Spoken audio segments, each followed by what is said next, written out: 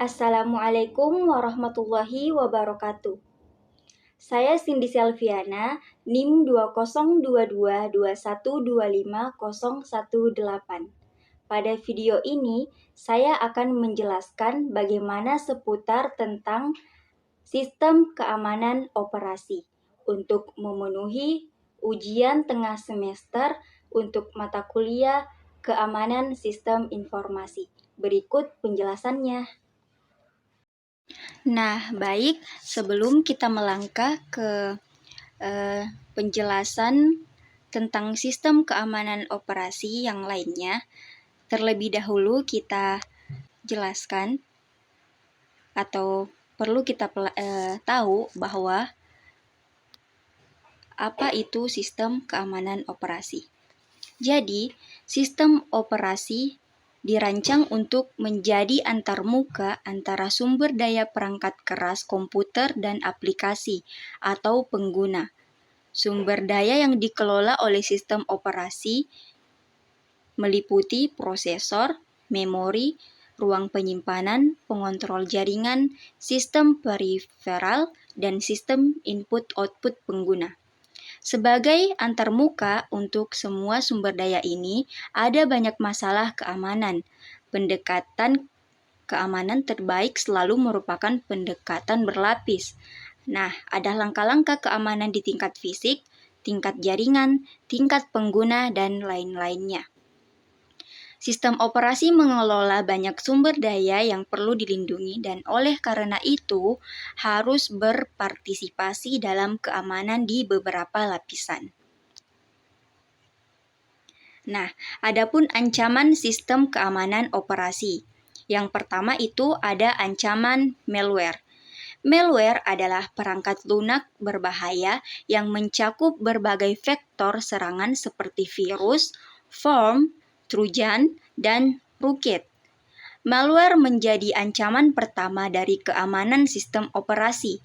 Cara kerja malware yaitu disuntikkan ke dalam sistem tanpa persetujuan pemilik, atau dengan menyamar sebagai perangkat lunak yang sah, dengan tujuan mencuri, menghancurkan, atau merusak data dan membahayakan perangkat. Nah, ancaman kedua yaitu ancaman serangan denial of service atau DOS. Ancaman keamanan komputer yang kedua yaitu serangan DOS. Serangan denial of service adalah dimaksudkan untuk menyumbat sistem dengan permintaan palsu, sehingga kelebihan beban dan akhirnya berhenti melayani permintaan yang sah. Beberapa serangan DOS selain membebani sumber daya sistem, dapat menyebabkan kerusakan pada infrastruktur yang mendasarinya. Kemudian ancaman yang ketiga yaitu ancaman intrusi jaringan. Intrusi jaringan terjadi ketika seseorang mendapatkan akses ke sistem untuk penggunaan yang tidak benar. Ada beberapa jenis intrusi jaringan tergantung pada jenis penyusup. Ancaman keamanan komputer ketiga yaitu network intrusion. Kemudian ancaman buffer overflow. Selanjutnya, ancaman keamanan sistem operasi adalah buffer overflow. Fungsi utama buffer adalah untuk menyimpan data sementara. Setiap buffer memiliki kapasitas data yang dapat ditampungnya selama serangan buffer overflow atau penyimpanan data sementara lainnya dipenuhi dengan data. Saat buffer meluap, program yang mencoba menulis data mungkin akan menimpa lokasi memori lain yang berisi informasi penting. Nah, adapun jenis ancaman keamanan sistem operasi, yaitu ancaman yang kelima, ancaman program. Ancaman program terjadi ketika program pengguna menyebabkan proses ini melakukan operasi berbahaya. Contoh umum dari ancaman program adalah saat program diinstal di komputer. Program tersebut dapat menyimpan dan mentransfer kredensial pengguna ke peretas. Ada berbagai ancaman program. Beberapa di antaranya adalah sebagai berikut, yaitu yang pertama virus. Malware virus dapat menggandakan dirinya sendiri di sistem. Aplikasi virus sangat berbahaya dan dapat mengubah atau menghapus file pengguna serta merusak komputer. Oleh karena itu, virus adalah bagian kecil dari kode yang diimplementasikan pada program sistem. Saat pengguna berinteraksi dengan program, virus tertanam di file dan program lain, berpotensi membuat sistem tidak dapat beroperasi. Selanjutnya yaitu Trojan Horse. Jenis aplikasi ini menangkap kredensial masuk pengguna. Itu menyimpannya untuk mentransfernya ke pengguna jahat yang kemudian dapat masuk ke komputer dan mengakses sumber daya sistem. Kemudian, trapdoor trap. Door atau pintu jebakan adalah ketika sebuah program yang seharusnya berfungsi seperti yang diharapkan memiliki kelemahan keamanan dalam kodenya yang memungkinkannya melakukan tindakan ilegal tanpa pengetahuan pengguna. Kemudian, jenis ancaman sistem.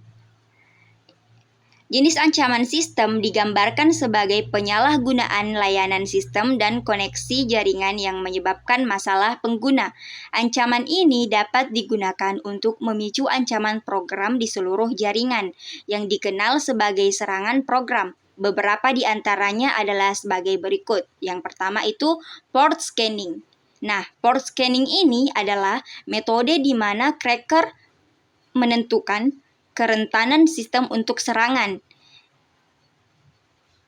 Port scanning ini adalah proses yang sepenuhnya otomatis yang mencakup menghubungkan ke port tertentu melalui TCP atau IP untuk melindungi identitas penyerang. Serangan pemindaian port diluncurkan melalui sistem zombie yang sebelumnya sistem independen sekarang melayani pemiliknya saat digunakan untuk tujuan yang mengerikan. Kemudian, yang kedua itu worm. Worm adalah proses yang dapat mencekik kinerja sistem dengan menghabiskan semua sumber daya sistem. Proses worm membuat beberapa klon, masing-masing menggunakan sumber daya sistem dan mencegah semua proses lain mendapatkan sumber daya penting. Nah, proses worm bahkan dapat menghentikan jaringan.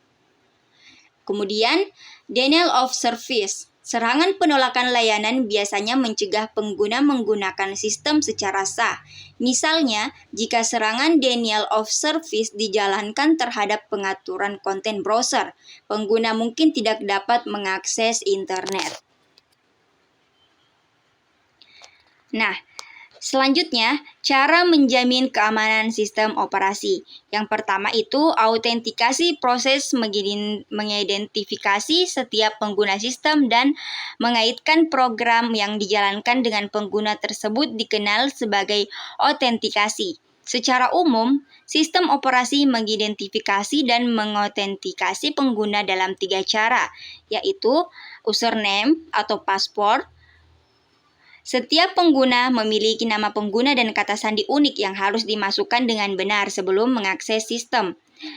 Kemudian yang kedua yaitu atribusi pengguna teknik. Ini biasanya mencakup verifikasi biometrik seperti sidik jari, pemindaian retina, dan lain-lain. Autentikasi ini didasarkan pada keunikan pengguna dan dibandingkan dengan sampel database yang sudah ada di sistem.